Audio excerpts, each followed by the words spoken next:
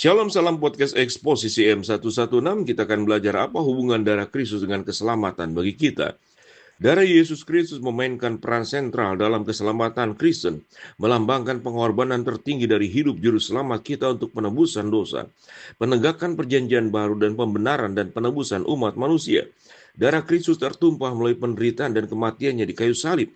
Dia berdarah saat dia dicambuk ketika mahkota duri diletakkan di kepalanya. Yohanes 19 ayat 1 dan kedua. Ketika tentara memakukannya paku melalui tangan dan kakinya. Mazmur 22 ayat 16, Yohanes 20 ayat 25. Dan menusuk sisinya, darah Yesus mengalir. Yohanes 19 ayat yang ke-34. Darah yang tertumpah ini adalah harga yang dibayar juru selamat kita untuk menutupi utang yang kita miliki kepada Tuhan atas dosa-dosa kita. Dialah pendamaian untuk dosa kita. Dan bukan untuk dosa kita saja, tetapi dosa seluruh dunia. 1 Yohanes 2 ayat kedua. Pentingnya darah dalam konteks penebusan dan keselamatan menelusuri kembali ke perjanjian lama. Dalam sistem pengorbanan yang ditetapkan oleh Allah bagi bangsa Israel, darah hewan memainkan peran penting dalam penebusan dosa. Imamat 17 ayat 11 mengatakan, karena nyawa makhluk ada dalam darahnya dan aku telah memberikan darah itu kepadamu di atas mezbah untuk mengadakan pendamaian bagi nyawamu. Darah mengadakan pendamaian dengan perantara nyawa. Hukuman atas dosa atau pelanggaran hukum Allah adalah nyawa seseorang. Keluaran 32 ayat 33, keadilan yang sempurna terhadap dosa menuntut nyawa ganti nyawa. Kejadian 9 ayat 5 sampai dengan ke-6, Keluaran 21 ayat 23. Pengorbanan hewan adalah jalan pintas. Pengorbanan itu tidak dapat menghapuskan kesalahan dan mengampuni dosa. Ibrani 9 ayat 9 sampai ke-10 dan harus diulang dari tahun demi tahun. Ibrani 10 ayat 1 sampai ke-4 dan ayat yang ke-11. Dalam perjanjian baru, konsep pendamaian atas dosa melalui penumpahan darah digenapi dalam pribadi Yesus Kristus. Dia melangkah masuk menanggung hukuman kita atas dirinya sendiri dan membayar harganya dengan darahnya. Hidupnya kita memenuhi tuntutan Allah untuk keadilan yang sempurna. Roma 3 ayat 25, Efesus 1 ayat 7, Ibrani 10 ayat yang ke-10. Orang percaya yang ditebus, disempurnakan dan dikuduskan oleh satu pengorbanan Kristus yang sempurna. Ibrani 10 ayat 14 sampai ke-18. Darahnya yang tercurah di kayu salib membersihkan kita dari segala dosa. 1 Yohanes 1 ayat yang ke-7. Yohanes Pembaptis mengidentifikasikan Yesus sebagai anak domba Allah yang menghapus dosa dunia. Yohanes 1 ayat 29. Metafora ini menyoroti Yesus sebagai domba kurban yang utama dan sempurna yang darahnya ditumpahkan untuk keselamatan kita. Ketika Kristus mempersembahkan dirinya di kayu salib sebagai korban penebusan dosa-dosa kita. Ibrani 7 ayat 27, 9 ayat ke-14.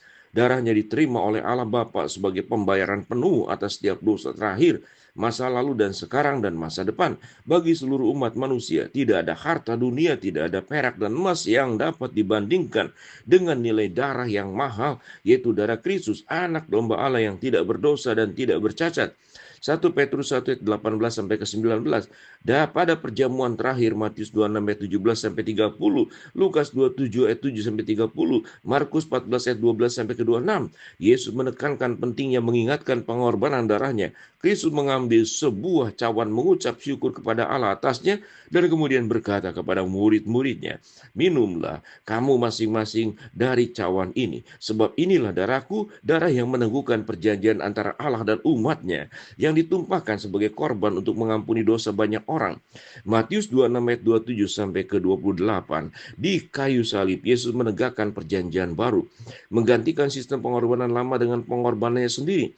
Dalam tata cara perjamuan kudus, orang-orang percaya mengambil bagian dari roti dan cawan, simbol tubuh dan darah Kristus.